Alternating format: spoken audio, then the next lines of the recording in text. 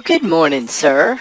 Yeah. You know, the park's not officially open until 7. You want me to get my kids together and go sit in the car for 10 minutes and then come back? Well, the park's not officially open. Right. It's just I didn't realize that the rules were so strictly enforced, especially since it's a public park. Yes, sir, I'm just enforcing the rule. Right. Yeah, no, it's cool. I don't have a problem getting the kids together and dragging them all the way back to the car and sitting there and trying to keep them quiet for another 10 minutes just because of an arbitrary rule. Yeah, I don't have a problem with that at all. I just, if that's what you really want me to do, I'll do it. It's not what I want, sir. You understand, it's my job. Right, yeah, no, I realize it's your job. It's just that I'm here every day and it's only 10 minutes and it is a public property and nobody's being hurt. And I've known you my whole life. Look, buddy, I love you. I respect the work you're trying to do here. But it's 10 to 7 on a Wednesday morning and these kids have kept me up half the night. I'm trying to wear them out so that they can get some sleep and I can get a few hours of work in. Well, I'm sorry to hear that, Kevin. You kids just enjoy yourselves. And I hope you have an exceptional day. Well, what do you mean by exceptional? Why, exceptionally good, of course. I hope every day is exceptionally good for you. Well, that's not possible, right? I mean, if every day is good, then good becomes normal. Well, that's what I hope for you. I hope everything just keeps getting better and better.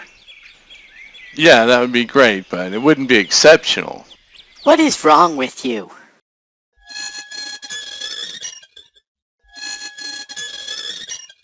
Hey, Kevin, how you doing, man? Yeah, I'm doing fine. You still taking care of these kids, huh?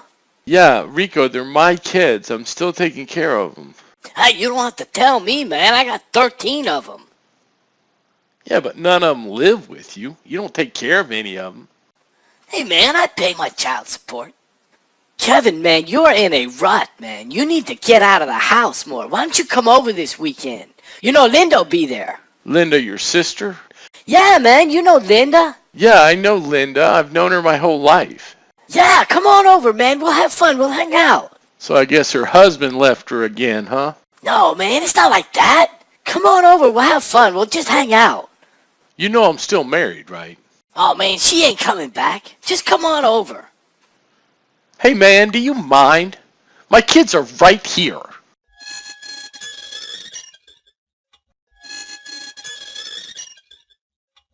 Hey, Kevin, how you doing? We're about the same as ever. Have you heard from Lisa? No, I haven't heard from her. Don't you think I would have led with that if I'd heard from her? I hadn't seen you around in a little while. Yeah, I've been out of pocket for a few days. Well, what do you mean out of pocket? It's an expression. I know it's an expression. What do you mean by it? It just means out of town. It's a simple way to say things. Well, how is it any simpler than just saying out of town? Especially when I have to ask you what it means. Kevin, there is something wrong with you. Hey, man, you're the one making up stupid expressions. I didn't make it up. It's a real expression. Yeah, when I go to the hospital and something isn't covered by my insurance, then I have to pay out of pocket. That's what that means. It doesn't mean out of town. Anyway, did you have fun? Where'd you go? I was at my niece's wedding. Oh, right. You had to give a toast at the rehearsal dinner. How'd that go? I did what you said. I told her, when you marry a man and you take his name, you do your best to live up to that name. There you go. Can't miss with that one. Well, his last name was Hooker. Be the best hooker you can be.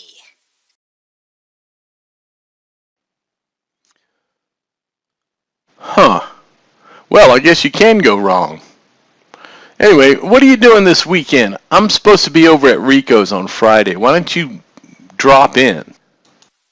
Oh, is Linda in town again? Look, man, I like Linda. It's just ever since Lisa left me, Rico's been pushing us together.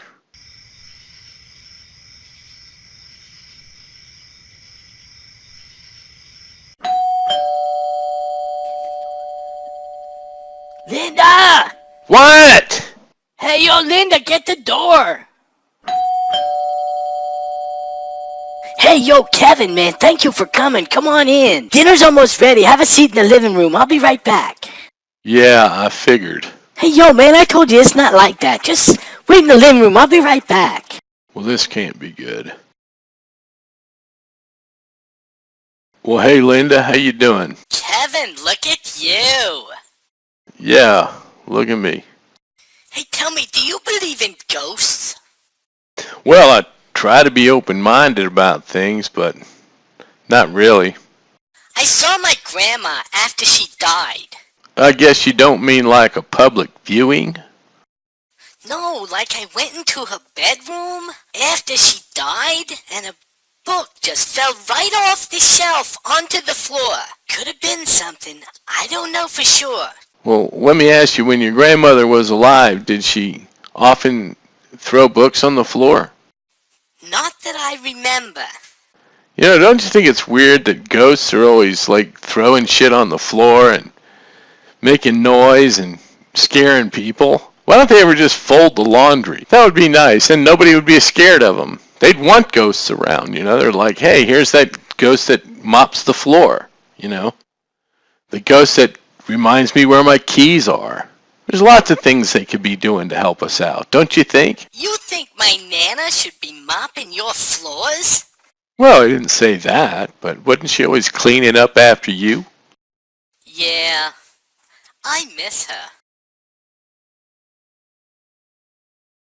Yeah, I can see that. Well, Mikey, look at you. Hi, Linda. Did your husband leave you again? No, he didn't leave me again. What is wrong with you? Oh, sorry. So where's Kevin? Is he around? Come on in. So what have you guys been doing? Oh, well, Linda was just telling me that her grandmother's ghost knocked a book on the floor one time. Oh, did your grandma like to read? Not that I remember.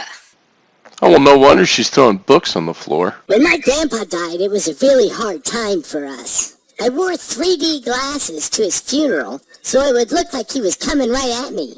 In my family, the oldest son walks the body around for a few days, weekend at Bernie's style. Really? No, You guys are really getting out of pocket with this. that's not what that That's not what means. that means.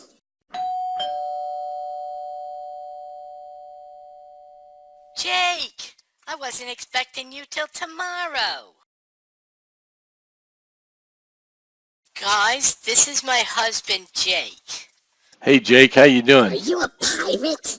No, I'm not a pirate. I lost my eye in a fight a long time ago. He lost an eye in a rubber band fight with his little brother when they were kids. Really? I've never known anybody that actually put their eye out with a rubber band. My parents always used to warn us about it. You know, anything we did, they'd be like, you know, don't do that, you'll put your eye out. It seemed like the absolute worst thing that could ever happen to somebody, you know. They didn't even worry that we were going to die, just that we were going to put our eyes out, you know. Hey, what's wrong with you?